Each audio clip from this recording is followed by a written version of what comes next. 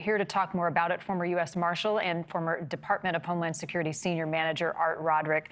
What are the pros and cons in your mind, legally speaking, and from a law enforcement background for SB 4?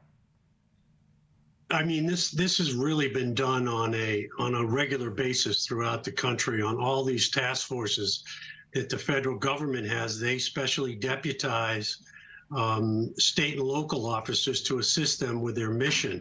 So this has been done. This is not unusual. What's interesting here is that the state is going to pass a law, and that really flies in the face of the federal government's responsibility to take care of the border. And one thing that the Supreme Court has backed up on ours is the fact that the federal government are the ones that establish those rules and regulations regarding immigration issues. So it's going to be interesting to see if DOJ is going to challenge this law, because the last thing you want is all these different border states coming up with conflicting laws regarding immigration status of these individuals coming across the border. And speaking of the federal coordination and some of the efforts we're seeing, our teams out there saw the Florida Wildlife Control. We saw DPS when these hundreds of people are crossing, when they're getting washed down the river and then rescued.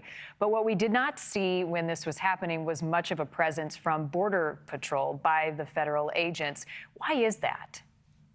Well, I think Border Patrol is pretty much tasked in a lot of the other sectors right now with doing a lot of administrative paperwork to figure out who these individuals are coming across the border. I mean, when you have these numbers are mind-blowing, that you have almost 2.5 million arrests coming across the border this past fiscal year, 2023, which ended in September of this year. So those numbers are mind-boggling, and then another 600,000 gotaways. So Border Patrol is really tied up with just going ahead and administratively taking care of these people that are coming in, as opposed to doing what their job entails of enforcing the border issues, but keeping people out. So it's a huge task, and with these numbers, it's just absolutely mind-blowing. Right. And there's only so much the U.S. can do, should do more. Yes, I think everybody's in agreement. But without Mexico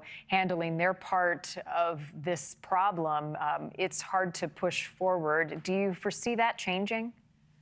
Hopefully. I mean, under the last administration, there was agreements done with the Mexican government where they used their military to not only enforce the northern border with the U.S., but also the southern border, where they kept individuals either held in Mexico or they got them back into their countries of origin. What's interesting is this is the first, September of this year is the first time that Mexican nationals were the second leading country to come across the border. For the first time, it was surpassed by Venezuela.